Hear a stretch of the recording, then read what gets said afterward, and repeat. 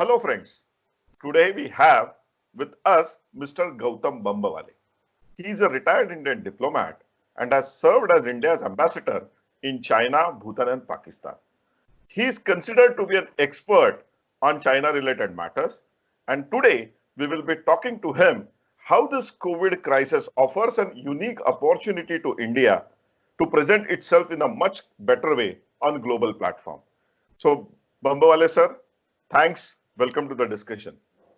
Thank you so much, Dr. Jereb. I'm delighted to be with you and thank you for this opportunity to talk to your listeners. Sir, as you are aware that currently China has taken a huge beating due to this COVID crisis, and world is not very happy with the way they have handled it, sir. So, sir, whether you think that this opens a new platform or a gateway for us to consolidate our position on world platforms, sir? This is a very good question, Abhayji. You're absolutely right that what has happened with this pandemic, which has spread all across the world, it is hit 180 out of almost 200 odd countries in the world. And especially in the Western countries, it has made a very, very deep impact. And therefore, the credibility of China, the image of China has received a big setback. China will have to deal with this setback, and I'm sure that they will be able to do so. But as you rightly said, that this provides some opportunities for India. There are opportunities in three areas. One is the area of politics, second is the area of economics, and third is the area of soft issues such as education, such as tourism, etc., etc.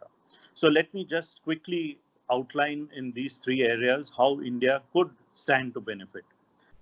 Because US is increasingly turning inward, it has lots of problems domestically.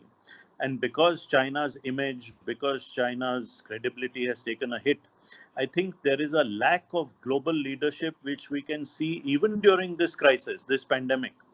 And perhaps India could be one of several countries who could provide such global leadership in the political sphere.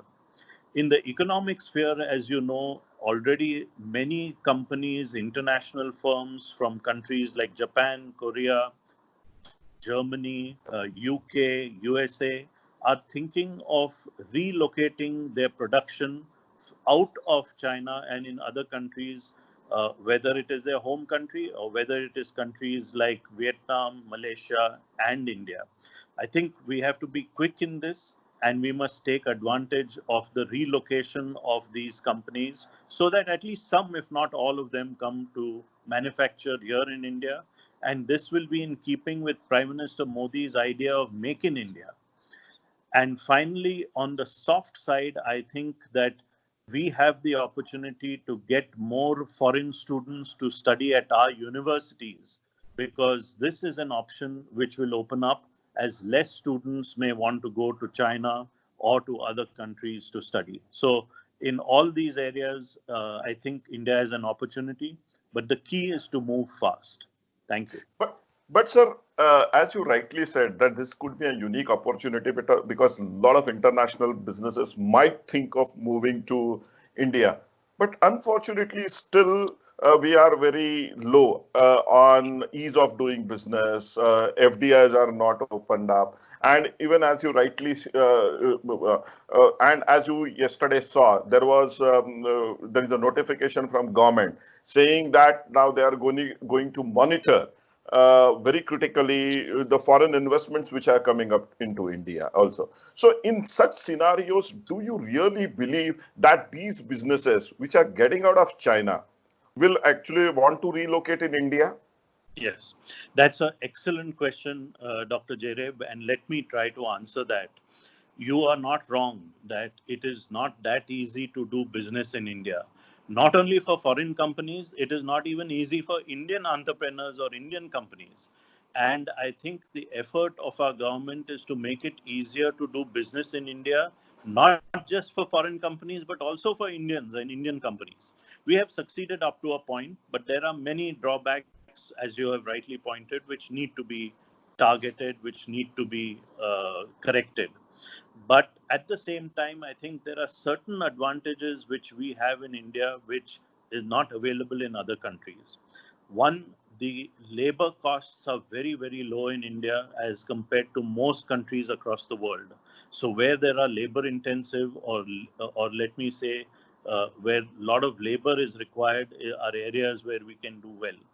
Secondly, India itself is a big market. So many companies will want to come here not only to manufacture for export, which we want, that they should do so, but they will also come here to manufacture for the Indian market. And I think that is a big positive which we have to leverage. So I am hopeful that even if a few companies come in this current state, it will provide an example to other companies about how good an investment India is. So this is my hope. But as I said earlier, I think it is for the state governments of India to move quickly. And I'm very happy to report to your listeners, Dr. Jere, that at least here in Maharashtra and in neighboring Karnataka, the state governments have already seen this opportunity, have already started moving in this direction to get companies from these countries to invest in India. Sir, you have seen statements from Trump regarding WHO, regarding China. Before this COVID crisis, there was huge trade-related war, which was also going on between US and China. US was also pushing India to actually lower our import duties and so on and so forth. So in this post-COVID world, do you think that India will end up getting concessions from US administrations and they will get more and more tougher with China? Because the way we have responded to US by helping them with hydroxychloroquine and so on and so forth, whether you see these dynamics actually changing? Yeah. I would like to start by mentioning to your listeners and to you, Dr. Jere, that there is a big difference between India and China on our basic philosophies and the basic structure of our societies. India's basic philosophy is that of Vasudhaiva Kutumbakam. That is, the world is one family. We believe that all of humanity is in this world together, and therefore we should help them, as has happened in the case during the pandemic, where we have sold hydroxychloroquine tablets to other countries. On the other hand, the Chinese philosophy is summarized by the very name of their country. In Chinese, the country China is called Chungguo, which means middle kingdom. That means we are at the center of everything. Everything revolves around us. So there is a big difference in the approach and philosophy of our two countries. I wanted to mention this to you and your listeners because what follows from these basic differences in our approaches and our philosophies. As we move ahead in the post-COVID world, in the post-Wuhan virus world, I think we should not hesitate to call it that, because all previous epidemics and pandemics have been called in exactly this way. The Spanish flu is one example 100 years ago. So after the Wuhan virus world comes into existence, what I feel will happen is that it will be a group of middle powers like India, which will increasingly play a role of focusing on aspects of humanity, on problems of humanity, including that of pandemics and of environmental pollution, environmental changes, global warming, which need to be solved very quickly. So I think there is going to be a scope for India to play a global leadership role after this post-COVID world takes place. Sir, and what is your take on current criticism of World Health Organization, where now Trump is saying that World Health Organization is favoring China against US and trying to shield China on some of the aspects related to COVID crisis, sir? So what is your take on that? Well, my take is quite radical, Dr. Jere. So I must tell you that I no longer speak for the government of India. So it's not an official position. But my view is that it is the entire United Nations system, which, as we in India always say, it reflects the politics and the power politics of 1945. It does not reflect the world of 2020. And therefore, the entire United Nations, including its Security Council, including organizations such as WHO, are today unfortunately inefficient, ineffective, and bankrupt. And therefore, I feel that there is an urgent need to restructure such organizations, including the United Nations itself. And in that restructuring, as I have said, I feel that India has a role to play. The global community will request India to play a role along with other countries, of course. But I think India will have an important global leadership role post COVID and post coronavirus. So due to this COVID crisis, there is a tension between China and other countries. There is also some tension between China and India. While where government is making a lot of appeals to people not to buy Chinese goods. Now China has invested heavily in India also. In companies like Paytm, Xiaomi, OnePlus, they are actually producing a lot of goods here, sir. So this tension, whether will affect Chinese investment in long term? Yeah. No, I think that is a very good question that you're asking. It is not an easy question. The way I see it is that India-China relations have always been very complex. They have been complex because in India-China relations, there are many elements of cooperation, but there are also many elements of competition. So elements of cooperation and competition coexist side by side, which makes the relationship very complex. And as a result, the two governments have to spend a lot of effort and work to manage this relationship. One of the positive sides of India-China relations has been the investments that some Chinese companies have made in India. There, it's not a bad thing because increasingly what I would like to see is that they start manufacturing in India also. This will be in keeping with our policy of Make in India. And eventually, I would like these companies, of course, to instead of having a Chinese name like Oppo or Vivo or Xiaomi, that it becomes a completely Indian name and is manufactured in India, even if it is by these Chinese companies. That's not bad for us.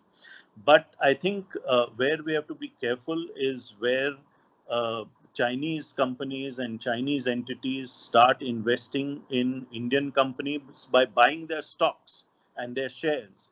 And that is something which I think the government of India has already taken measures, and the SEBI, the Stock Exchanges Board of India, has already started taking a closer look at such investments, and which is natural. All countries across the world take care of this and do it.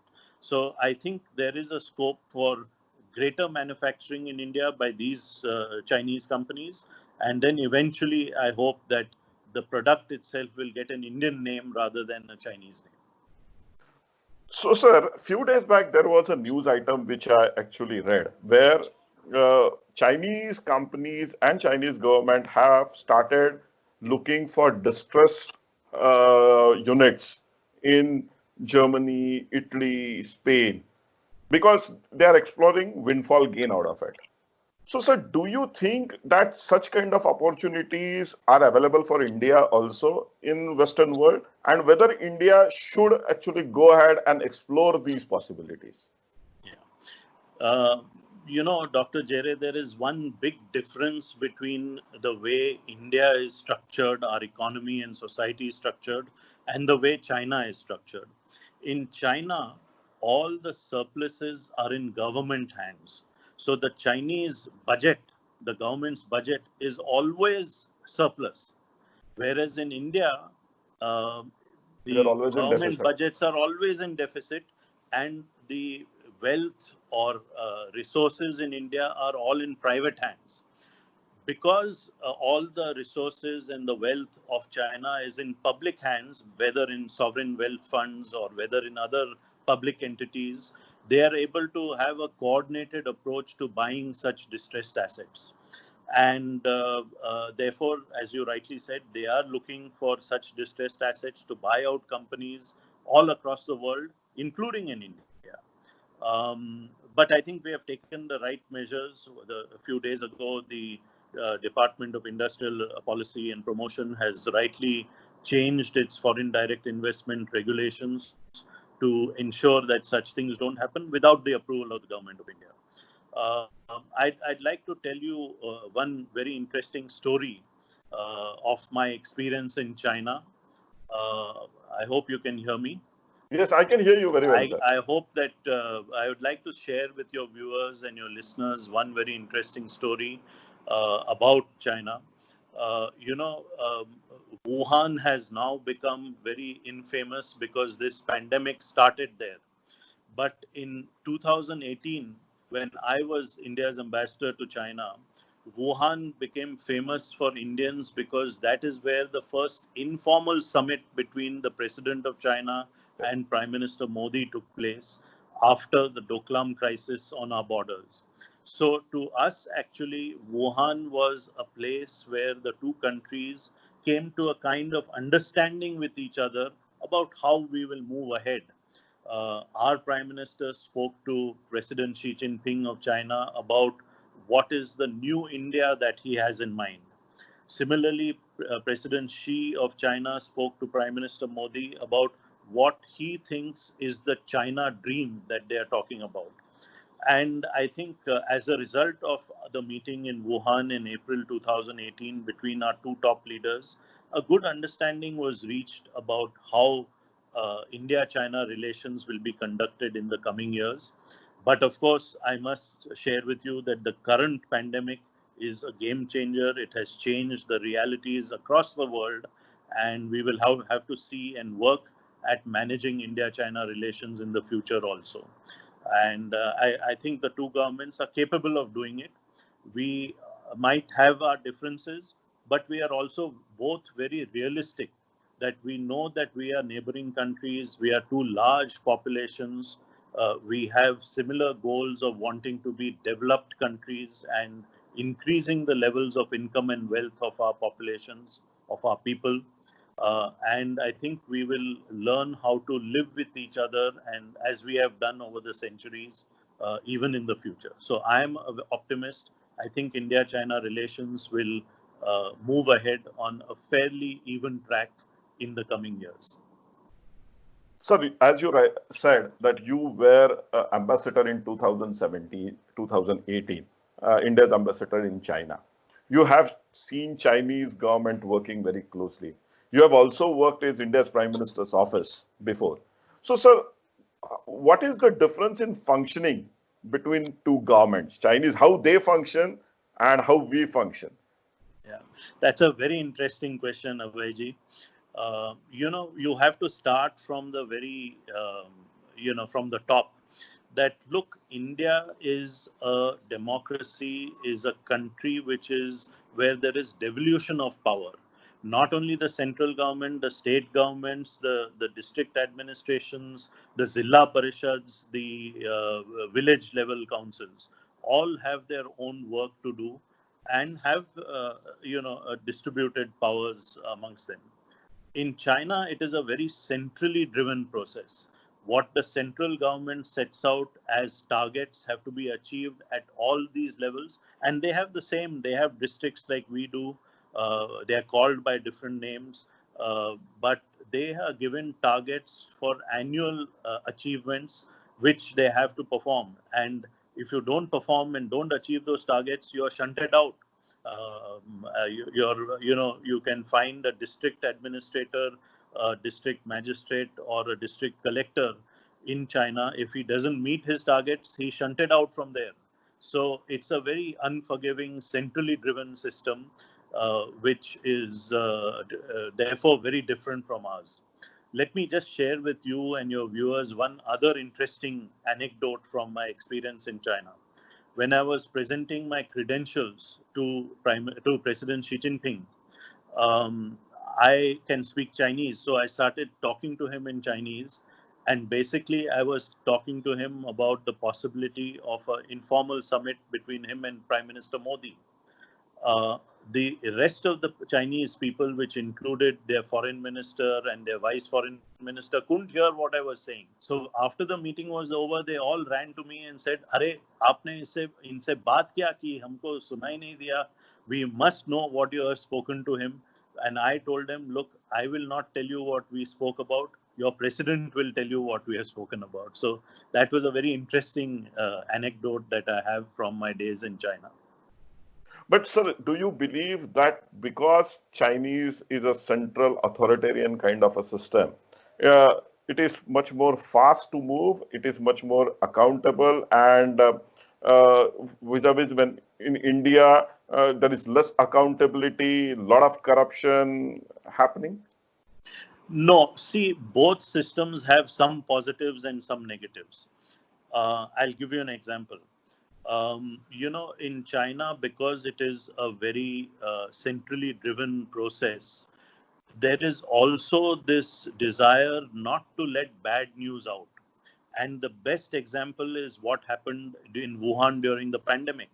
Those 3 or 4 weeks in January, when China and the Chinese government did not let the rest of the world know about how this pandemic can spread from human beings to human beings, was a very critical period Yes, in time. I agree. In India, you cannot hide such things.